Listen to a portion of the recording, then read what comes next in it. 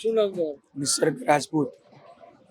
શું લાગે છે તમને ચૂંટણીઓના પરિણામ શું હશે? ચૂંટણીના પરિણામની અંદર તો ભાજપ જ હોઈ શકે.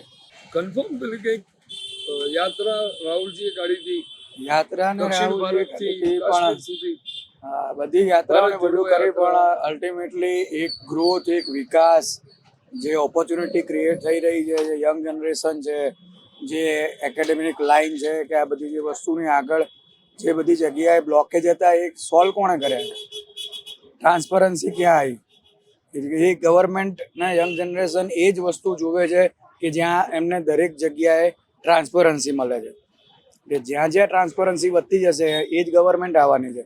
પછી એ કોઈ પણ સેક્ટર હોય, ફાઇનાન્શિયલ હોય, એકેડેમિક હોય, કોઈ એમ્પ્લોયમેન્ટ હોય, કે કોઈ પણ વસ્તુ હોય.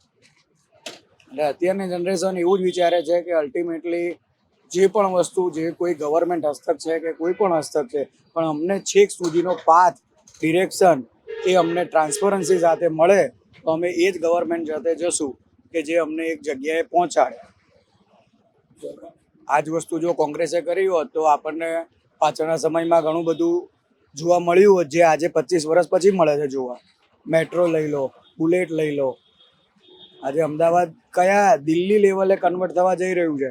અને બીજું બધું જ ભૂલી જાઓ તો એક જ વસ્તુ, ઘણા ટાઈમ પછી કોઈક એક ગુજરાતી છે કે જ્યાં જ્યાં જઈને બેઠો છે અને એ આજે આ જ ગુજરાતીઓનું નહીં પણ આખા દેશનું વિચારીને એક જગ્યાએ લઈ જશે અને લઈ જ જશે.